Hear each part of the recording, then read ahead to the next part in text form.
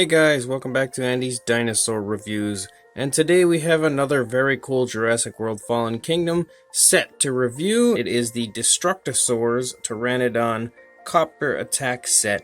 Now this is the first of the Destructasaurs to hit my channel, and I'm super excited to finally be able to get a hold of one of these because they've been pretty elusive in the United States so far. I know they are quite frequent in Mexico, but not so much up here quite yet. So hopefully this is the start of all of the others to be released here in the United States and everywhere else in the world. And the back has some pretty cool artwork on it with the Pteranodon attacking the helicopter. So let's go ahead and get this out of the box and take a look at it. Now as you can see, it does show up in numerous different pieces, and you have to kind of put them all together to really get the full helicopter. And then it also comes with the Pteranodon, which is the highlight of the pack for me. And then of course the pilot of the helicopter right there. So let's throw the helicopter together and we will take a look at it. So there we go. We have the helicopter all put together now, and it does look very, very cool at first glance. And I must say that I actually really like this. I kind of, when I ordered it, thought maybe it wouldn't be something that was for me. I don't play with the toys as I am just a collector, and I didn't think that I would really like the helicopter. A lot of the pictures that I had seen kind of made it look very toyish, more so than something that I could consider a nice collectible or like a highly detailed collectible like the Pteranodon is. But it's actually way nicer than I expected it to be in person. It really does look very nice, and it doesn't look cheap or anything. However, we do have one immediate downside to this. And as you can see looking right here at this side, I'm sure anybody that knows anything about Jurassic Park or Jurassic World collectibles can see this gigantic red flag right here, and that is the screw holes. This brings me straight back to the days of Hasbro with the Jurassic World line and all of the terrible screw holes we had on all of those figures. So this is definitely a downside as far as this figure goes and as far as the set goes. But I still think the helicopter itself, even with the screw holes, actually still looks really nice and shouldn't even be compared to Hasbro really, because the Hasbro stuff was all just garbage for the most part. But this actually still looks really nice even with those screw holes, so that is quite impressive in my opinion and the part of Mattel. Getting an up close personal view here of the helicopter, you can see that it does look very cool. The guy's hiding in there, just kind of chilling. The overall detail of the inside of the helicopter is really quite nice. It definitely looks good, as does our little pilot guy in there. But, as I always say, I don't normally order any of these kits for the actual human figures or vehicles, as I'm not huge into collecting those. I am more of a dinosaur collector. But as far as the helicopter goes, I think aside from the screw holes, it does look very cool. And we will get to the actual gimmick of this set with the helicopter here in a few minutes, but let's take a look at the Pteranodon. Now the Pteranodon itself is just basically a revamp of the roaravore Pteranodon that we had previously gotten, but it doesn't roar as it's not a roaravore. It is, however, the exact same sculpt, and we have reviewed the sculpt of the Pteranodon before on the channel, so I don't really have to review the actual sculpt of it. But as far as this new paint scheme goes, I really like it. I think that it looks very nice. The overall brown and yellow type of a look with this little bit of a reddish brown here up on the head, I think looks beautiful. Even if the reddish brown up here on the head has more of a metallic type of a look, a shiny look. I'm not normally a big fan of that, but I feel like they've done a lot more really as far as coloration goes, because you can see that there is a little bit of red around the eye, and the eyes are of course painted very nicely. But the little bit of red around the eye, then you've got that reddish brown with the stripes that runs up the back of the head and then up here onto the beak. The jaw is articulated, so you can of course open the jaw and see that there is a painted tongue in there. Of course they have to include the teeth, as the Pteranodon, I do believe, in Jurassic World has teeth, even though the actual real Pteranodon does not have teeth. You also may take note of the magnet up here, as that's part of the issue with the Destructasaur gimmick. But looking down here, you can see that the stomach, the underbelly, is also painted a lighter, more of a khaki type of a color. And then there's a darker brown up here on the back that runs up onto the head. And then the yellowish, basically, wings, with the hands painted a little bit of a darker variation. and then this lighter coloration here on the edges of the wings, and also the feet are a darker coloration than the rest of the body. So as far as paint application goes, I feel like this thing is a huge step forward in the Mattel Jurassic World line, as there are just so many different variations of color on this Pteranodon, more so than what I believe is anything else that we've seen previously. Now, I was talking about the articulation, and of course the wings are articulated, and they flap by doing this little button here on the back, and they work perfectly. They look very nice.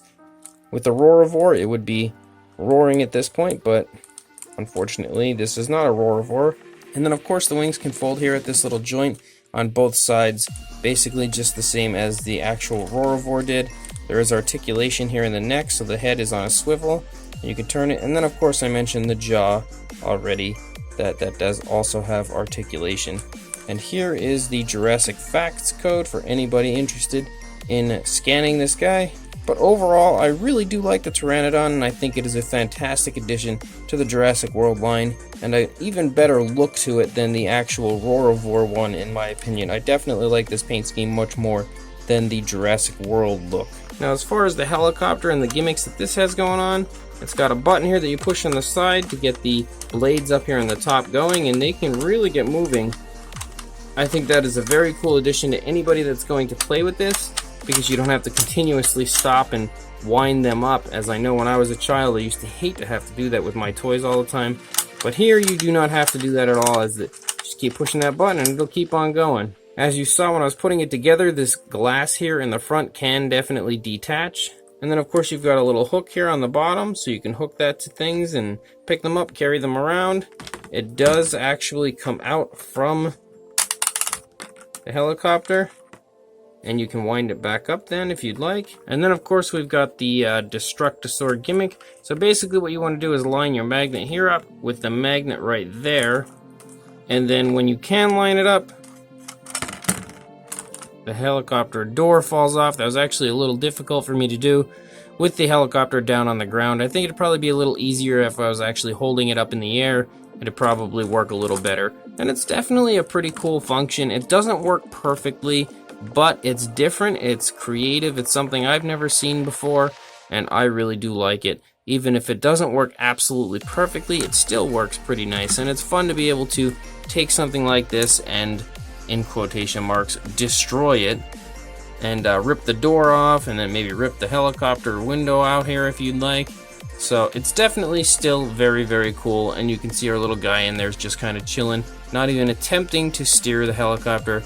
So he's inevitably going to crash. Now, as I had mentioned previously, I have reviewed this exact sculpt of the Pteranodon because it is the roaravore, so we don't have to take a size or anything, a measurement of that. I will, however, measure the helicopter for anybody that is interested. So from the back of the helicopter to the front of the helicopter, you are looking at about 11.5 or close to 11.75, somewhere in that area. And as far as the height goes, you're looking at about 6 inches in that vicinity. So you can see that it is definitely a pretty big helicopter, and of course the Pteranodon being the roaravore, it's a pretty big Pteranodon as well. So it's definitely a good set, very cool set, nice sizely set.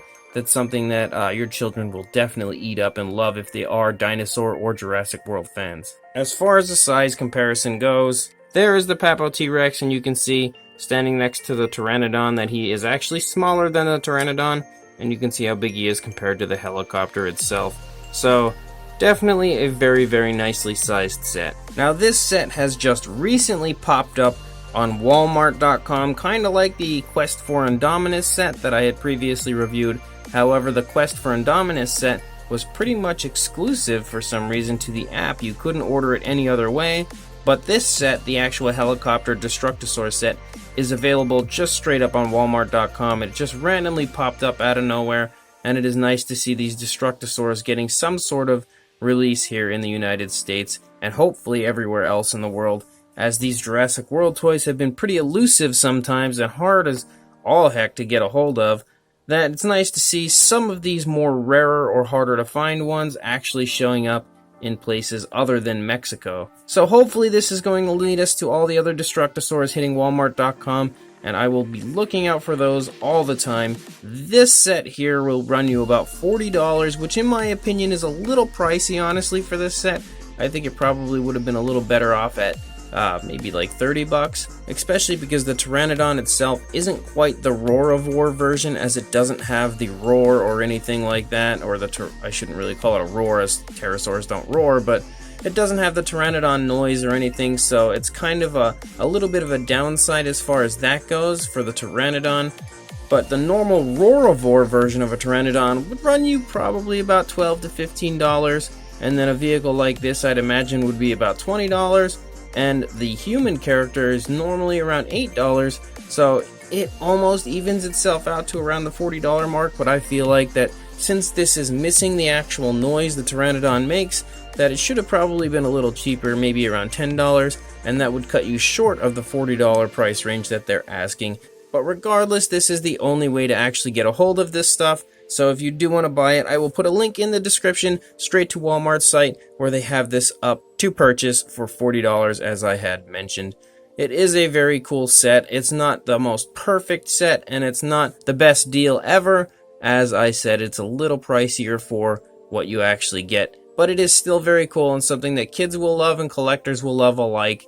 If the helicopter didn't have those screw holes, I feel like this set would have been even better, but even with those screw holes and the Pteranodon not actually making any type of a noise when you push the button, it is still very cool. Regardless, like I said, I'll throw the link in the description. Go ahead, click that and buy it if you'd like, and please like, comment, and subscribe, and I will see you in the next review. Thanks for watching.